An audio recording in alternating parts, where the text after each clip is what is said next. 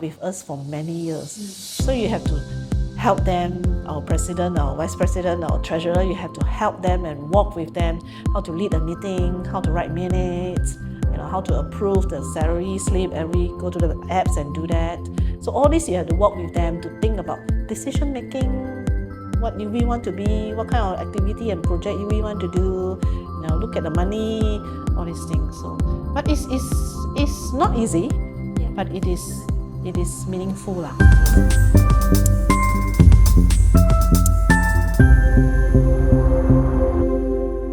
This podcast shares personal stories and professional insights, but it's not a substitute for medical advice or therapy. If you're looking for support, do speak to someone qualified and trained in child development or special needs care. You'll find the full disclaimer on the screen and in the show note. Welcome back to Adapting Together. Adapting Together is a podcast that empowers, support, and inspire families with neurodivergent children. So I'm Carmen, and together... Hi, I'm Cindy. Yes, and we will be the co-host for today's episode. Today's episode is our first episode of our NGO series, where we will be introducing organizations that are making meaningful differences in the life of neurodivergent individuals and their families. So as parents, we often spend a lot of time thinking about our children at the early years, intervention, therapy, their development milestone and all these things. When they grow older, another important question begins is like what's going to happen after school, right? What other opportunities are available for my child as soon as they have become a young adult, and how does the life look like, right? So these are the questions that many families have, and yet they are not always easy to answer. And that's why we are delighted to have Wan Ching from United Voice with us today. And we are really great to have you. Maybe let us, before we start, maybe you could share a little bit about yourself and also definitely about United Voice. Yeah. Hello. Hi, I'm Wan Ching. I'm from United Voice. I'm the head of social enterprise training and also a job coach. Yes, United Voice is a self-advocacy society for adults with person with learning disability. As adult, it means that we only work with people with learning disability from 15 years and above. Yeah, so we are a member-based society.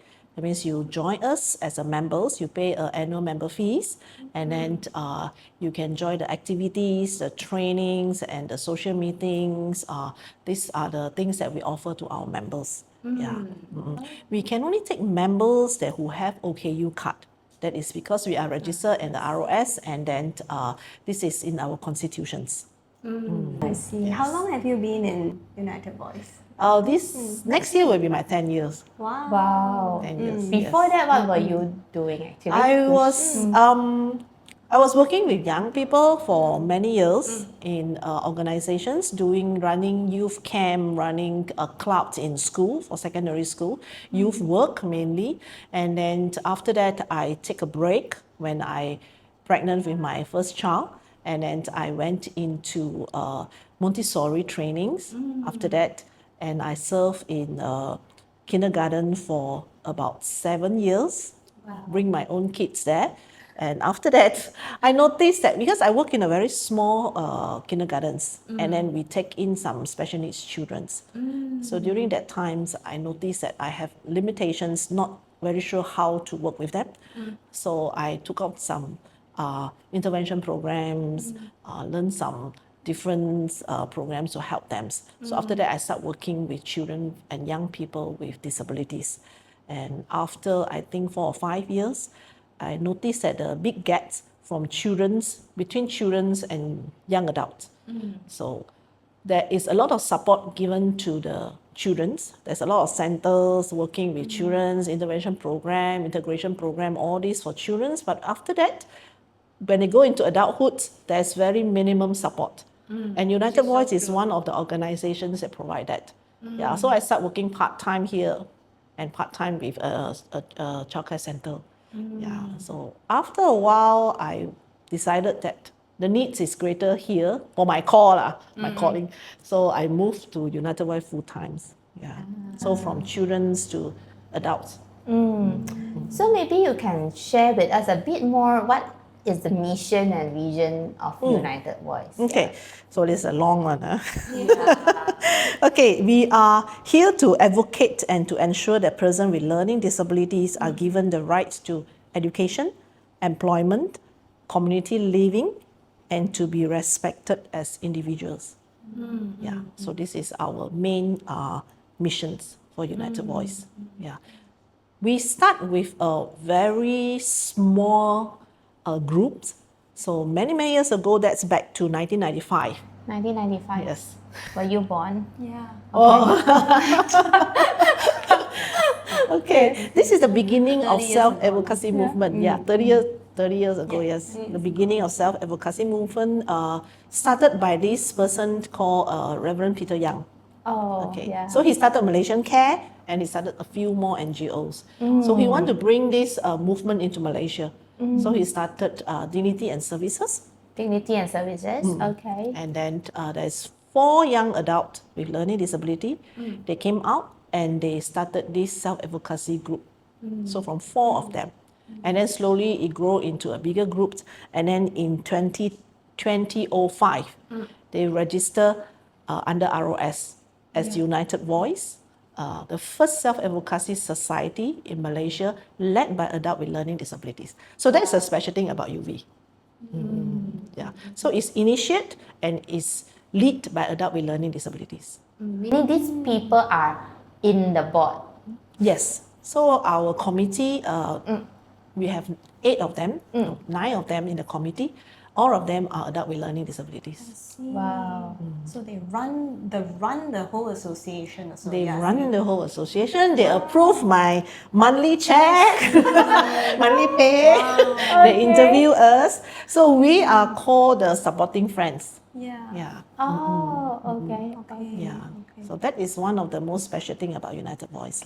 Yes. Yeah. And voting and all these things Correct, also by the member. Correct. That- Yeah. that- So today we have about 170 members. About 40 to 50 of them are working outside. Under our social enterprise, we hire 25 of them. And then some of them are going through training, some of them are very old, some of them are not able to work. Yeah. The oldest member will be how old? I just The oldest member will be 60 something, 70. Then we will say you don't need to pay member fees already, and don't need to tell them. You're not joining any meeting. Some of them just say, no, I just want to be, it's 30 ringgit a year. So it's really a very reasonable Yeah. fees. So they just say, okay, I just want to be just want to know what's happening. So okay, So basically, if the person if the individual has an OKU card and is 15 and above, and Selangor and KL. Selangor and Another KL. criteria. Oh, another Yes. criteria. If you're outstation, you can be an associate member, but then there's not benefit for you lah. Yeah, we don't run activity there, Or do online. Yeah, very little because online concentration very low. Yeah. So not much work done. Yeah, so no point lah. So with the 170 members, and then they will be paying 30 ringgit per Annual, year. That's the yeah, association fees. correct. Members fee. Yep. Okay. Well, then I think definitely there's a lot of other things that you need to do to generate Yes. the income and all these things. Correct. Yeah. Before we go there, maybe we can talk a little bit about the who are these United Voice primary support. I think just now you mentioned about anybody that's 15 years old with multiple with Learning disability. Yeah. And then what are the programs and services that you provide? Now we use learning disability because neurodivergent is a big word and not many of them can actually say the words. So usually the words that we use, we will ask our members. Even like there's a period of time that we talk about orang kurang upaya, disability, and there's also people saying that we should call them. We shouldn't use the word disability. We should use a different ability. But when we talk to our members, they will just say, no, just say that learning disability. I have disability. So they themselves choose that words instead of saying that we are different able, all these different fancy words. So I know now the trend is neurodivergence, but to our members, we will still keep it as learning disabilities. So this is what they are familiar, this is what they identify with. So I will be using learning disabilities. Okay. Yes, Okay. yes. Yeah. 15 to 18 is also associate members because we focus on employment as well. So 18 and above only are eligible to work. So we will, a lot of programs are for those that are 18 and above. 15, 16, 17 are to us are still very young, but there are some social meetings that you can come and join. So as a self-advocacy society, running activity and program is one part of it, but the other part of it is to get this community to learn to speak up. So our involvement, because of the history, is long enough from 2005 to now, is long enough to be involved, and our history is we involved in quite a bit of policy planning and setting for Malaysia. So we are able to sit in a lot of conversations and planning from different sectors. So that is one part of the self-advocacy that we want to bring. So we represent the communities. So the latest project a few projects that we have is we have project with UNPD, UNDP, United Nations Development Programs, together with BERSA. They are looking into a playbook for employment for person with disabilities. So they have different sectors, people with wheelchairs, the blind community, the deaf community, and the learning disability community. So the LD part is always involve United Voice. So we will bring our members, and then we also involve in some of others like the ASEAN Master Plan for Disabled, all this. So we will just bring a voice there into the community to voice out what is our challenges, what is our expectations, what do we want to say to them. So this is the self-advocacy part, one part of it. Another thing that I find myself, I myself find meaningful is involved in accessibility, like building accessibility, event and function accessibilities. Some of the building, they are kind enough, so before they run, they will invite the community again, different disabled community to go, and then to go around and then to give feedback. So we'll bring our members and they will find out, oh, okay, maybe the signboard is too complicated. The toilet signboard, they cannot understand male and female.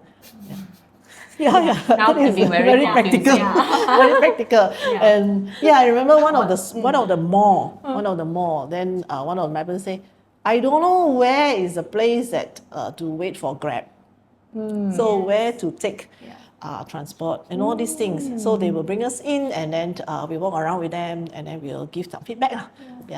And sometimes event also. Like last year, there's a few events happening under SAMW. So they have a festival in some of the parks, Shah Alam and Subang. So they bring us in, and then we walk around and we will feedback to them. What is, sometimes they just never think about some of the things. Could it be too overwhelming, Correct. or the sound, or could it be the lighting, or the surface of the walking accessible for wheelchair? Correct. So we work with these federations of, we call it Malaysia Federations of Disabled. So we have the different community represent there, the deaf, the blind, the learning, so different. So we always grouped moving to do all these kind of assessment and different projects. So that I find it's more down to earth and meaningful, because you make changes in this way. If you're just running program, it's just running program for my members. So this is our outreach. So inwards, we do trainings, we do programs, different kind of trainings that help them to grow soft skills, hard skills. But towards outside, it is more meaningful to have some things that involve in their policies or their running way, different way of doing things. I see that very important also, because you teach skills here in here, like very structured, but until you are invited to give advice and feedback, then it will be more practical. And also becoming, like making the environment more inclusive. I would say it sounds like inclusive, so that children or within this population can benefit more. Right, Yeah, right. interesting Yeah. to hear Yes, like all yes. this self-advocacy. Self-advocacy, yes. Yeah. Yes. Okay. So just now you mentioned about employment, right? Can you also help the audience to understand like what are those kind of services when you link with external employment? What kind of programs are So those? for United Voice, we only serve our members. So we have these job coach services. So what we do is we will assess our members and see whether they are ready to work outside. So when they are ready to work outside, we will search for a job for them. So over the years, we have some contacts with some corporate or some new people that wanted to hire.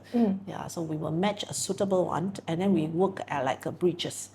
So to help to bring them for assessment, bring them for interview, and negotiate for the task that they're able to do and not able to do, and just be the communications and the training. So some of the work we need to be there. We means the job coach. Some of the work we need to be there with them for a week or so. Short terms, yeah. For example, like the 7-Eleven. So I think I placed 4 of them in 7-Eleven, different 7-Elevens. So I have to be there every morning to help them to see what are the work that they need them to do. Because they have no people to coach. You don't expect the staff to coach them. Yes, So the job coach will coach them to arrange the store or to clean. So and then we slowly detach for maybe 3 times a week, 4 times a week to 1 times a week, and then do this about a few months, and then before we let go. So that is one part of job coach work. We have a few last time we have quite a bit in McDonald's, but now they kind of like stopped taking. COVID have a bad effect, a very serious effect on us. The first batch to go is always the disabled people. So a few of them has lost their work. But some, I heard 2 months ago, there's another member get into one of the McDonald's near OUG, but that one he got it himself. So it works differently. So sometimes they say that I already found a job, but I need some support. Can you come in and help me? Then we say okay, we go in and help you. Some will say that I want a job, so can you help me? So matching and seeking and all this process is quite a different process. We used to have a few in Uniqlo, but now they're also changing the management. They also stopped taking. We do not have a consistent one now. So it's more of like a reaching out and seeing what opportunity then right. Yeah. So as a job coach also, I foresee I'm sure there are a lot of challenges also working with during the transition period from here to outside world. Like what are some of the challenges that you encounter during this transition period? For the person with learning disability themselves, mainly is a mindset shift. So many of them never think about work. So when they come to us, or at 18, we will still say you are too young. So you need to be with us for a few years. Some of them will work with us, like our employment project. You work with us for a few years. A lot of soft skills that you need to learn and pick up. A lot of mindset shifting you need to change. You cannot today I wake up, what time I wake up, and I want to work, I work. I don't feel like working, I don't feel like working. So this kind of thing cannot. You have to start changing this kind of thing. And then also, of course, you have to tell them, why do you need to work? So a lot of them say, I don't need to work. And especially in KLPJ, the parents don't really think that they need to work. Yeah, true. So they start to think and plan for them that if they don't work, also how do they live until the end? So we are like, okay, then don't talk about employment. But if you come here, you want to look for employment, then we will have classes for you to come and then start changing your mindset first. If you really want to work, and what is the things that you like to do, and what is the benefit of having a job. What will change when you work and you don't work? That is very important. I also wonder what will be the conversation like, or the can change their mindset of, okay, I better go to work, because, and also maybe sometimes not only changing the individual, but also their parents. Correct. One of the most challenging part is working with parents. Parents need to be really honest, because if they are not honest with us, we make a lot of wasted time and effort into finding job for them. We have a lot of experience that parents will say that, oh, he can do this, he likes to do this, he loves to work in the kitchens, he loves to bake. Found him a job in a hotel, less than a month, he kicked out from the kitchens. The mother complained, every day they make him peel potatoes. This is part of the work in the kitchens. Correct. He didn't get to bake. Not yet. This is not in the kitchen. Not yet. Yes. He loves to work in the kitchen. He doesn't seem to be happy. So what you want, what the parents want, or what the parents think that is good for them might not match what The real life. the reality, or what the young adult wants. Yes. Yeah. So it is really different, really different. So some parents will come and show you all the certificates, the baking certificates, or whatever things they have learned, so many things. And then you sit them down at the office and say, oh, you have learned this computer stuff, IT stuff, let's do a flyer and brochures, and then they get stuck. So attending training and the real skills that you get is two different things. Yeah. So yeah, parents need to be really realistic. Yeah. But of course hopeful, so you'll say, Yes, because they can learn, things can change, but Yeah. you need to be realistic and very honest with us. Very, very honest with us. Yeah, this is. So the most difficult things I think for sustainable employment is to be able to in sync with all the stakeholders. So you have the young adults, you have the family. You have the employer. Yes. So they need to be in sync. So we have the young adults that are willing to do, wanted to do, that is very good. The family need to accept that these jobs that he or she wants to do will affect the family momentum and energy. Because we put in, and then she's very happy working in one of the shopping center. But after a while, the parents start to say that, we always have family things in weekend. Oh. It's really not work in weekend. Okay. The job looks fine. I told you already, to get this job is need to- retail. One of the weekend you have to, either Saturday or Sunday, you have to work. So at the beginning they will say, okay, we will do. After a few months they will say, can you negotiate? Can you not Take work? leave on a Sunday. Cannot. So go back to the mindset, right? Not just the young adult and the And parents. the family also, yeah. So things like that lah. Yeah. And then the employer, we also have, because a lot of big company, they are actually looking into CSR, then they are willing to hire. Okay, but the willingness a lot of time come from the management or the HR. So you have all this talking about inclusive and all this. So the big shot will all comes. The management are very supportive. The HR say we hire. So we hire our members, put into the restaurant. The manager, the chef, the staff, they are not ready. Mean the people who work closely with Correct. them. So those they people are that not are ready. actually supporting them, Yeah. they are not ready. The top feel that they are ready. They want to hire. But it's so difficult, right? What Just is to so hire difficult? Yeah, so just having just one or two a of them. lot of difficulties. So the system need to change. Okay, like example, one of my members work in a hotel, so they will have to, the management will send out their department will send out the schedules, and then you choose your shift Yeah. very fast. He always the last one. So So he can only always get the what night shift. left. Yeah. Then he come and see us, then we will try to tell. You tell to the HR there's limited things that they can do, because it's the department. So the department manager have to sit down and say, what? You mean I have to change my system just to get you to go in and no, they're not going to change it. So how can we support him? So it's not just one person issues, so it's all the stakeholders have to come together and say that, hey, how can we make this into something that is easy, is accessible, is workable, is a sustainable work for them. So when we see that, we can only, when we say that we want people to hire our, the community that we work with, but at the same time, are we really also, training our learners at the same Correct. time, prepare the families to sink in together with a Yeah. bigger Yeah. environment? Correct, There's correct. so many works and layers to do. efforts. Yeah. Some Yeah. company did very well, I must say. Yeah. Like we do this disabled equality training. We call it DET. It's also together with other disabled community.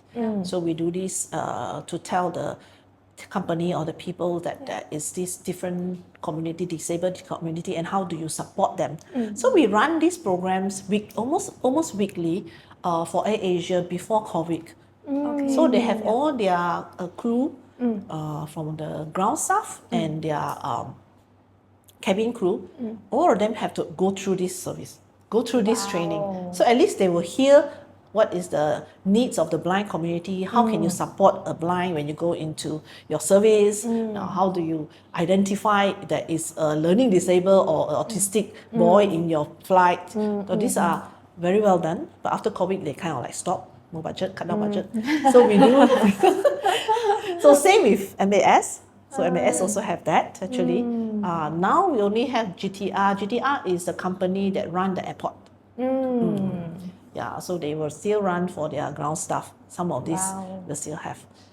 So some company will look into this area lah. We also have one company that hire neurodivergent, a young adult in KL. One of our members, when we just go in for interviews or no internship, he just went in for internship. But even before the internship, they have all the department people that are going to support him and work with him to sit in the meeting rooms.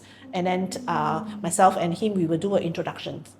So he'll stand out and do an introduction about himself, talk a little bit about himself. So he's an autistic guy. So what is his personality like, a character like? And then we talk a little bit about how do you communicate with him. So that helps a lot. That helps Very him to good. settle in. Help the people, the whole department to know how to support him. Very good. I think it's also very encouraging to hear stories like that because the awareness is getting better.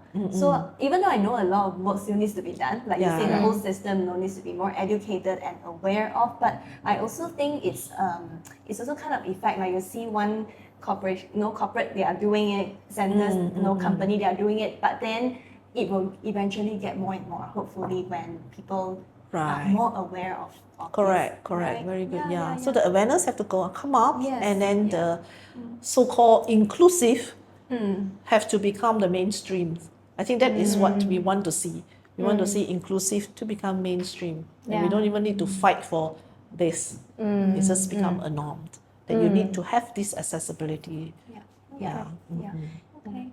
So I heard like you have program that is like in the downstairs. Actually, that's where they have their own kitchen. Today you have an order of 100 cupcakes. So from a company, so we saw the staff are working hard to pack and all this thing. So we also heard you saying that you also help employment to be a bridge to help these people to look for a job. What other activities or programs that you do maybe weekly, monthly, or something that can benefit the rest of the members? Okay. For training, because it's a self-advocacy society, so there are trainings that we run every year for our members. They can come back again and again. They are free training. So we do self-advocacy training. This is about 8 hours throughout a few weeks. Okay. And then we have understand what is sexual harassment. So that is a very important topics. So they have to come back again and again, many of them. And then there is another one that is understand your rights, Akta OKU. So we talk about what is Akta OKU. So these three are free classes for our members. And then we run a weekly social meeting. So sometimes we have activity inside here at UV itself. Sometimes we have activity outside. So that is a monthly social meetings for them to come together and then for them to just socialize. What are some example of social meetings that you have? Last month we went to a farm in the city. Okay. Next week we are having a dance. And dance class. The dance class in TDDI. And then one of the studios, dance studios. Yeah. Wow. And then we have sushi making. We have batik craft. We have hiking. We have at least hiking twice a year. Wow. And then when we have volunteer, we goes to ice skating. Wow. The ice skating rink in Bukit Jalil Pavilion, they are very kind to us. They let us use free for all our members and volunteers. So we have been there for twice, 2 years continuous. So, but we need a lot of helps. So for activity like that, because you need support, I cannot bring my member and dump in there. A mess. A mess, right? So we need volunteers. So the past 2 years, we always have students. We have students from university, or we students have from overseas. They come and then they just push the dolly, just push the dolly with them. Also, we need a lot of people to help. If I'm mistaken, there were a group of Japanese. Hong Kong. They came. Oh, Hong Kong. Then they serve a youth. youth. A youth group came. The youth group came and then. Oh, that is the one that they went to the ice skating. Okay. My member love it. They love it. They want to come. But I don't have enough volunteer. I cannot bring them because if there's no group coming, I cannot bring them. Normal like dancing in the studios, and you can just have a few volunteers or the teachers will manage lah. This one the ice skating cannot. You really need people and to the watch place are them. so big. So Correct. And if you have activities as such, how the member come over? The parents has to send them or? Okay, so one of the things that we really want to teach them is to be independent, and that includes public transport.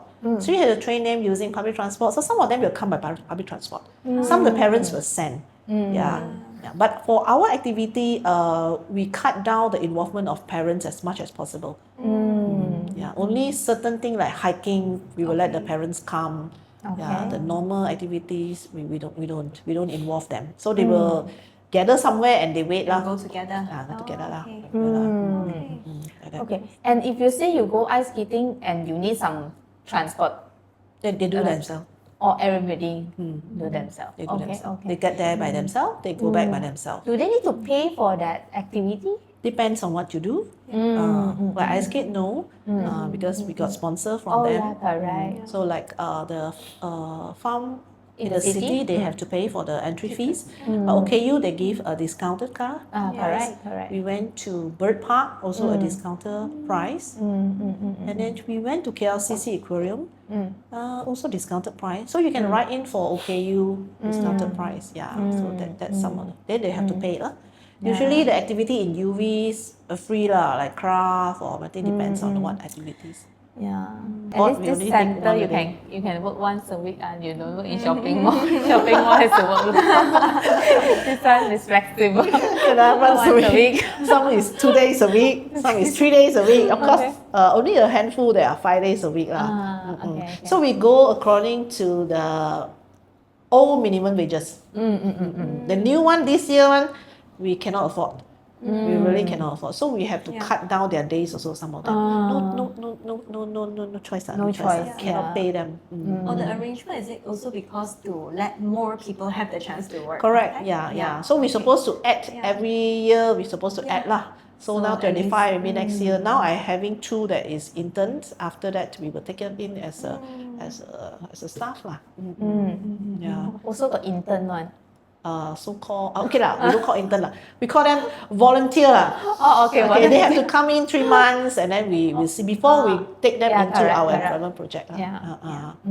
Because some of them are not suitable. You see the work we do downstairs. So we do weaving, we do a lot of handcraft, we do baking. Some of them cannot work with fine motor skill. So it's not suitable for us. So we have to find them or send them to other places lah. Okay. I think that itself also already answered one of the questions that we wanted to say. How can you prepare them to workplace? But I think what Wan Ching said is more like looking at the job nature and then matching them to the skill set that required for the job nature, right? So that and any other thing else that you want to add on, like for that? How would you train them? So training. So we have different classes. So we have one classes that lasts 6 months. That is called the Social Thinking Transition Class, STT. So that class you learn to, that class is a mind shifting class. Helps you to start thinking about work. So you have to learn to understand yourself first. Sorry, I think that's so funny. Any staff, any people that don't like to work can join this social thing to change your transition mindset. to love working. Well, I don't know whether at the end you love working or not, but you have to start thinking, I need to work. You just show up at work. To understand themselves, to understand others, and relate to others. So they also learn to take what people are saying to understand, and also to take instructions, follow instructions, all these soft skills. Yeah, hard skills is not difficult. Yeah, practical thing is not difficult, but it's the soft skill part and the mindset is a difficult one. So that is a 6-month classes, and then after that, they will go downstairs for a practical. So practical working downstairs with our members, and then start to learn to communicate, start to really practical and see what are the soft skills that you need to catch up. So after that, if we feel that it's not ready, we will extend another 6 months. Yeah. So this is, but we will extend once. So that means it's a 1 year maximum for you. So beside that, another class is the Living Toolkits, is the life skills that you can see here. That is the Living Toolkits CLT, but that is more for life skills trainings. But life skills, we have different levels. So come to the level 4 is preparations for work. It's similar to the social thinking, but it's a little bit more extra before they go to work. So we have different kind of programs. Beautiful. Looking back on your journey with United Voice, what has been the most rewarding part of your work? Seeing them grow, of course, because from children is quite obvious, but from adults, sometimes you see the stagnant, you don't see the change. But when you see the change and you see the growth, this is wonderful. This is the most rewarding things. You see them change, or you see them grow into somewhat the person that they want to be. For example, I have a few of them that will say that they want to be trainers. Because they see many people here doing trainings. So before that, I must say that most of our trainings, like the one that I told you, self-advocacy, understand sexual harassment, after OKU, the main trainers are themselves. So are our members. So we will train them, and then they will be the one that who present the class, who lead the class. So some of them will come to me and say that they want to be trainers. So we put them into the TTT class and then walk with them and train them. And when you see they're able to do the sessions by themselves, or like one of them that he always go with us to universities to talk when we are invited. So we are able to present and share his stories and tell people. That is the growth that you can see. Okay, so that is what you find that is very meaningful. So many of them are able to do that. They learn to speak up. So that's also one thing that we really want them to do, is to speak out. Speak up for yourself, speak up for your friend, and move from individual to community. So you have the individual's self-advocacy, you have the group advocacy. So just last month, for example, one of our members wasn't treated very well in one of the LRT stations. Now the reason is he was using his KL Rapid card, and he doesn't know that it is expired. So it cannot go through. So he's very scared. So he's very worried that police will come and catch him. We come here and then keep telling me police will catch me. And then he went to the counter. The staff say, you just top up money. So he asked how much. Then the staff say maximum 150. So to them, they don't understand. So he paid 150 to top up his card. And then he came. Then we find that this is not right, totally not right, because for him it's actually free. What he need to do is just renew his Rapid KL. Rapid KL have free for OKU. So the staff, they might not know what, but then his 150 ringgit, and then he got 150 ringgit. We're like, how did you get 150 ringgit? So our members, one of them brought another 2 person, and him went to the Rapid KL office in KL Central. So this 4 OKU lah. They go down bersama-sama. So I say that Wendy, you took three of them. They all want to do their cards, and then you also want to renew your card and bring Wan Ching to go to the office. So 4 of them went and then spoke to the staff there. So the staff, of course, say sorry. So they say they will process and find ways to return his 150 ringgit and then renew his card so that he can use free. So that is the way to go. And that is the way that you speak up for yourself and you speak up for your community, for your friends, I don't want to go with them because I know that Wendy can do that. She understands, but even though the communication might be a bit difficult, but they should do it themselves and they do it in a group. So they go and fight for their rights. And this is something that we see and then we feel that this is the right way. This is good. This is very rewarding. You have to train them and walk them until this level. So for our committee, it's also the same. Many of them are with us for many years. So you have to help them, our president, our vice president, our treasurer, you have to help them and walk with them, how to lead a meeting, how to write minutes, how to approve the salary slip, go to the apps and do that. So all this, you have to walk with them to think about decision making, what we want to be, what kind of activity and project we want to do, look at the money, all these things. So, but it's not easy, but it is meaningful, I would say. When you see them grow, you see them able to do things like that, able to speak up, able to fight for their rights, and that is a big reward to me. It takes someone with very big heart to be able to do that, because I think you mentioned a lot about advocacy. So correct me if I'm wrong. So self-advocacy meaning you speak up for yourself, right? So I think what you're doing also, I don't want to do all the things for you, but I teach you how to speak up for yourself and go for your rights. Right, And, exactly. yes. Correct.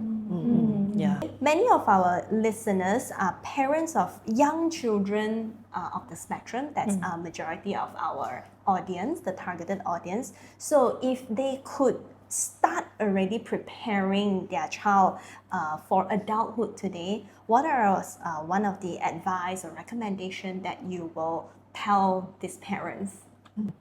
2 things. Yeah.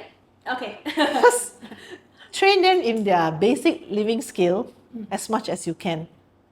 As much as you can, you should just try. Like toileting, shower, making your own bed, For yourself. care for yourself.